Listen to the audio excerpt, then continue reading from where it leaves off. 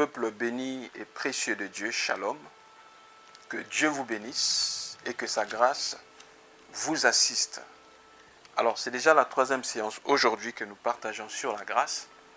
Nous allons continuer dans cette même perspective et comme prévu, nous allons plus insister sur les actions que nous faisons, la marche de l'Église et comment faire asseoir la grâce de Dieu dans l'Église aujourd'hui en expulsant la loi qui cherche à s'infiltrer dans la vie des enfants de Dieu. Alors, rapidement, si vous avez vos Bibles, prenez Tite chapitre 2, c'est notre passage de base, du verset 11 au verset 14.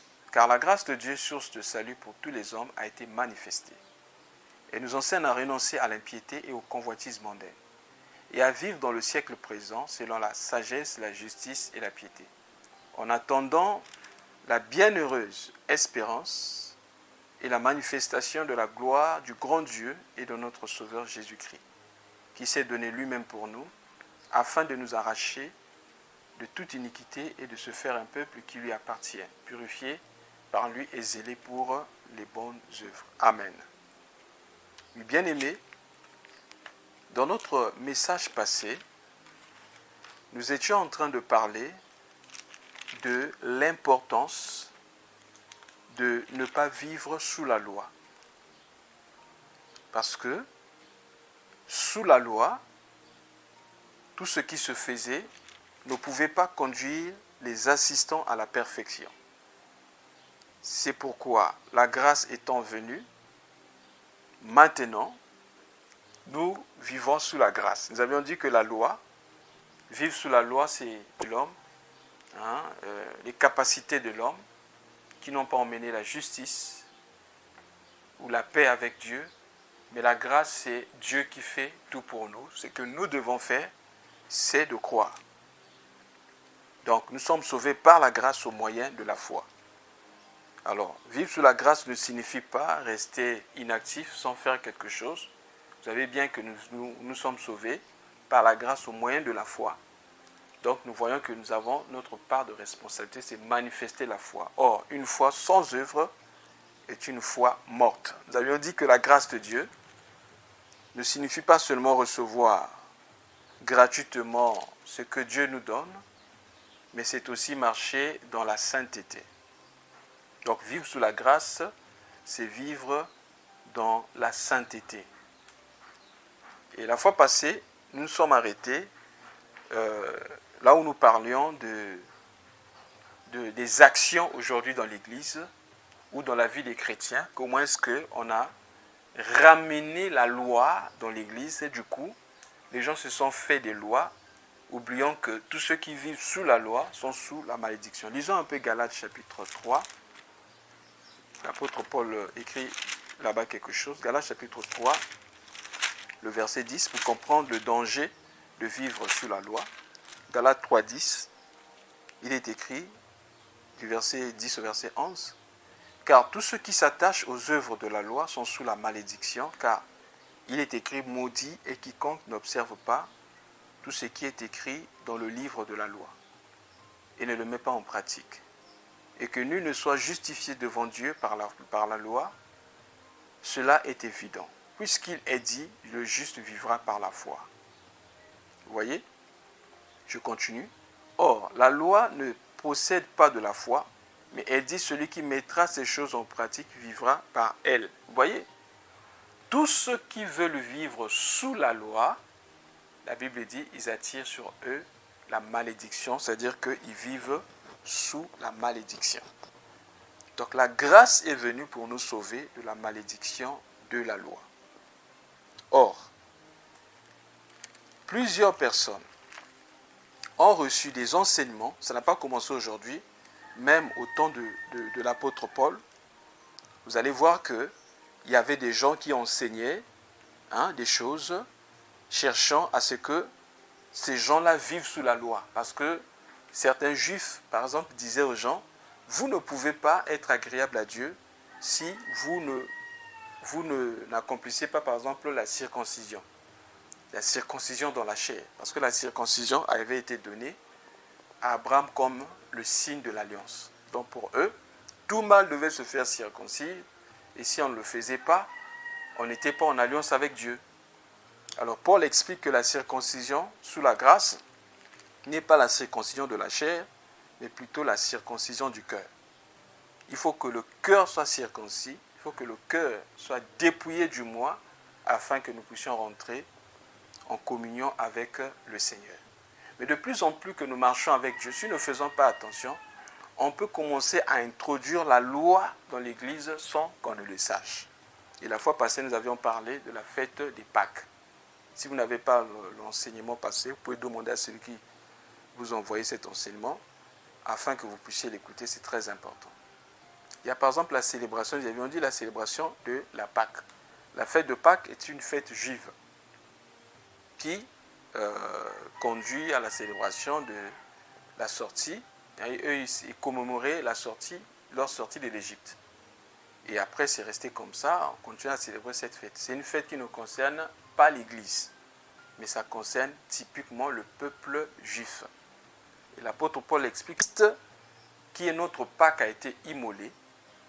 Donc maintenant, pour célébrer la Pâque, on n'a plus besoin d'un jour donné, parce que Christ, qui est notre Pâque, vit déjà en nous, 24 heures sur 24.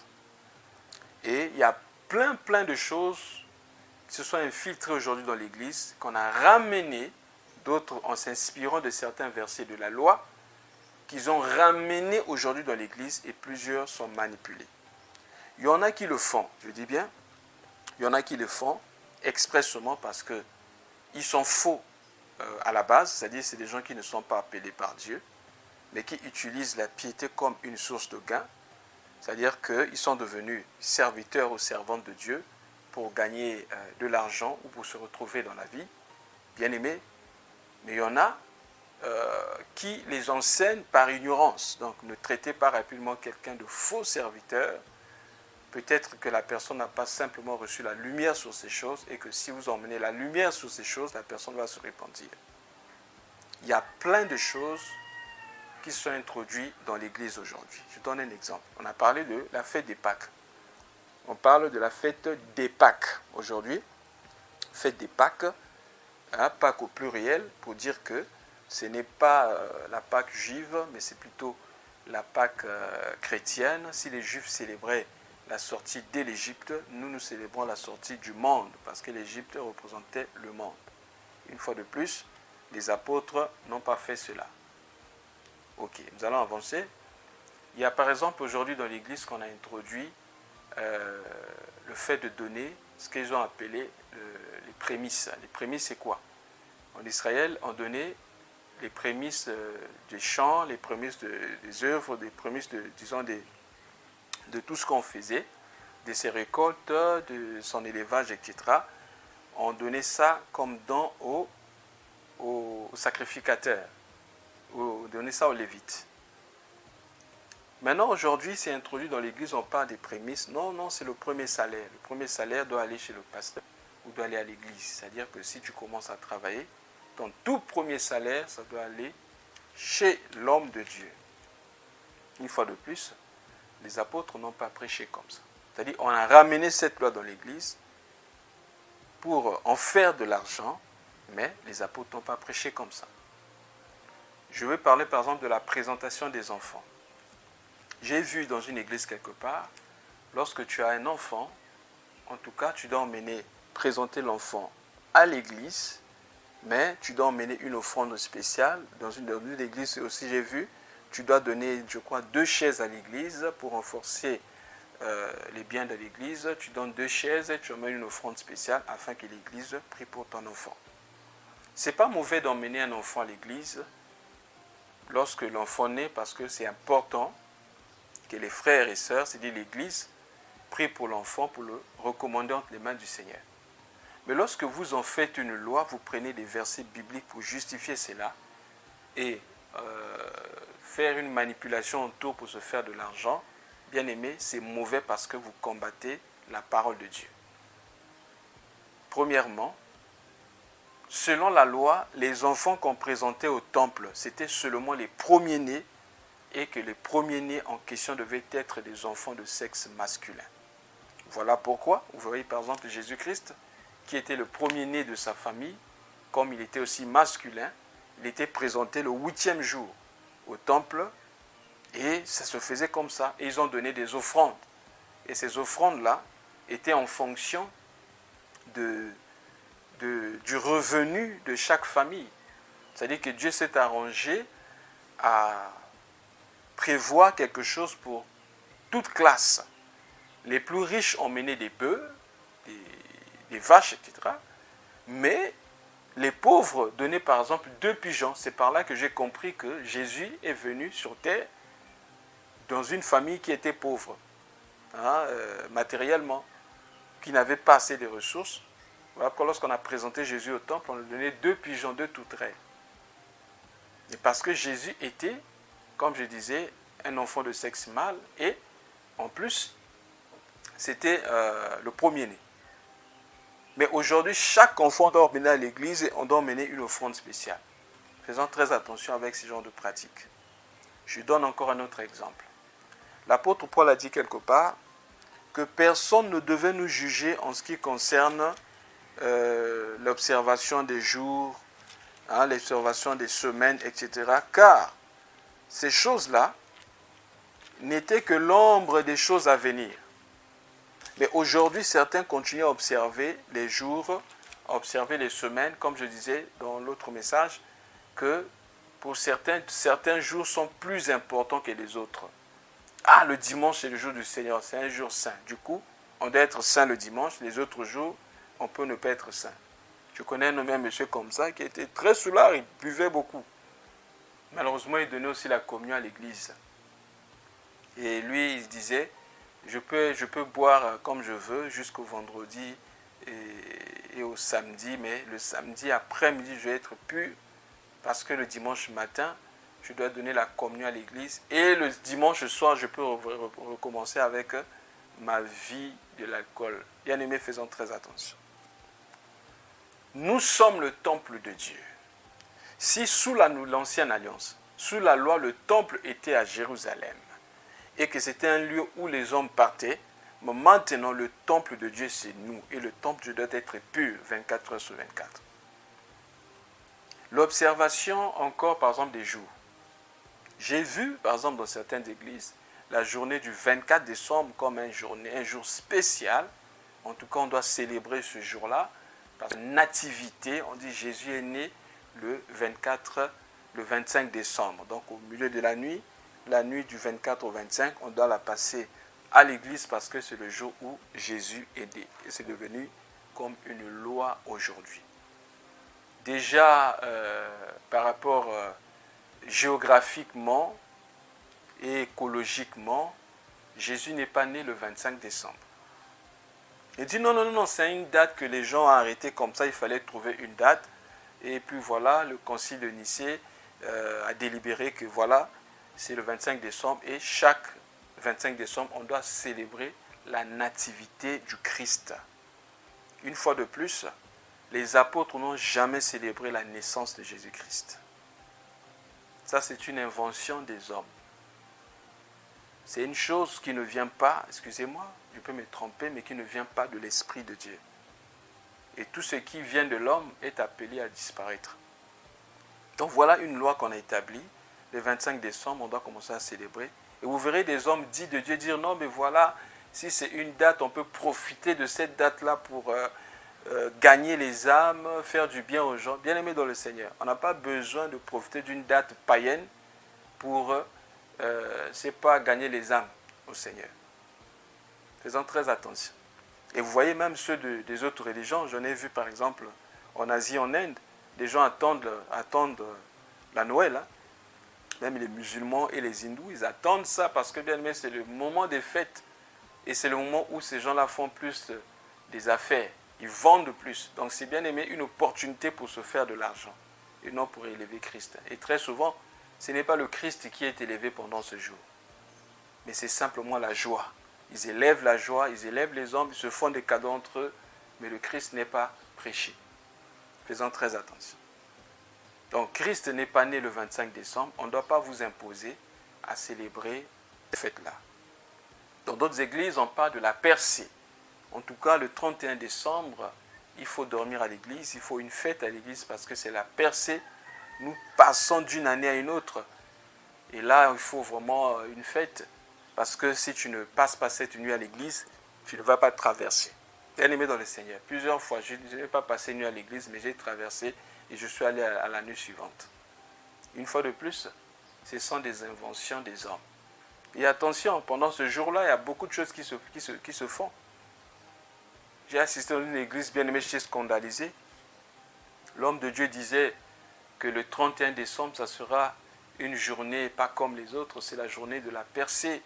Ce jour-là, quand vous allez venir, et vous devez emmener des offrandes spéciales, et il a donné des détails. Il dit, si, par exemple, dans une famille, vous êtes au nombre de 5, le papa a, par exemple, 50 ans, la maman a, par exemple, 45 ans, ensuite, votre premier enfant a 17, à 20 ans, votre deuxième enfant a, par exemple, 15 ans, le troisième enfant a, par exemple, 7 ans. Vous allez donner des offrandes en fonction de votre âge, c'est-à-dire, vous allez rassembler cet argent. Papa a 50 ans, vous emmenez 50 000. Maman a 45 ans, vous ajoutez 45 000. L'enfant qui a 20 ans, vous ajoutez 20 000. Celui de 15 ans, vous ajoutez 15 000. Celui de 7 ans, vous ajoutez 7 000. Et vous rassemblez cela, vous allez donner ça à Dieu parce qu'on appelle ça l'offrande d'Isaac, l'offrande de la percée. Afin de dire merci à Dieu pour toute l'année.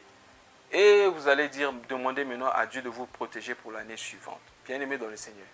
Et vous voyez, c'est des choses qui se font chaque année. Les gens sont incapables de comprendre que c'est une manipulation financière. Et on impose. Et vous voyez certaines personnes, si elles ne passent pas cette nuit-là à l'église, la personne est attristée, se demande, mais vraiment, qu'est-ce qui va m'arriver? Parce que le pasteur avait dit qu'il ne fallait pas manquer. Oh, bien-aimé dans le Seigneur. Ça, c'est ramener les gens encore sous la loi. Vous verrez dans certaines églises, beaucoup de paniers alignés, ce panier offrande ordinaire, l'offrande des dîmes, ça c'est pour les dîmes, ça c'est pour l'offrande du prophète. Je ne sais pas d'où cela vient, l'offrande du prophète. C'est l'argent qu'on doit donner spécialement au prophète ou au prédicateur. Et on a pris ça dans le passage qui dit, celui qui reçoit un prophète en qualité d'un prophète recevra la récompense du prophète. Lisez bien ce passage. La récompense, c'est qui? C'est le prophète qui donne ou bien c'est toi qui donnes au prophète? Ô bien-aimé dans le Seigneur, cessons avec la manipulation. Dieu est le Dieu qui bénit. Il est capable de nous bénir. Ne cherchons pas à créer des choses pour se faire de l'argent. Parce que bien-aimé, en faisant cela, nous conduisons le peuple de Dieu sous la loi et par conséquent sous la malédiction. Il y a beaucoup de tactiques, des techniques comme ça là placées dans l'église. Les jeûnes avec technique. Si tu as tel problème, il faut jeûner 3 jours. Si c'est tel problème, tu jeûnes pendant 7 jours. Alors que Dieu a plusieurs façons de faire. Si hier, pour guérir une maladie, il avait demandé, orienté à ce que vous jeûnez pendant 7 jours, cela ne signifie pas que lorsqu'il y aura ce même problème, vous devez jeûner aussi 7 jours. Dieu fait ce qu'il veut, comme il veut, quand il veut, de la façon qu'il veut. Ce n'est pas à nous de diriger l'esprit, mais c'est à l'Esprit de Dieu de nous diriger. Donc, bien aimé dans le Seigneur, il y a beaucoup de choses comme ça, des lois établies.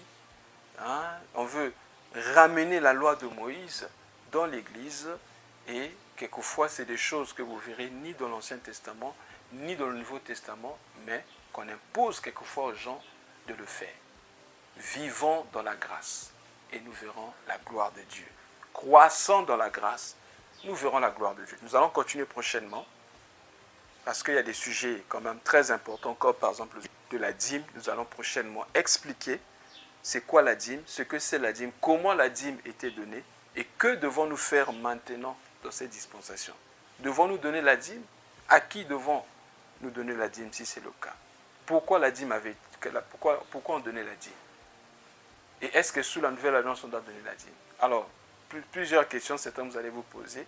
Prochainement, nous allons toucher ces sujets en profondeur et essayer d'expliquer à la lumière des Écritures ce que l'Esprit nous donnera. Que Dieu vous bénisse et qu'il vous garde. Amen.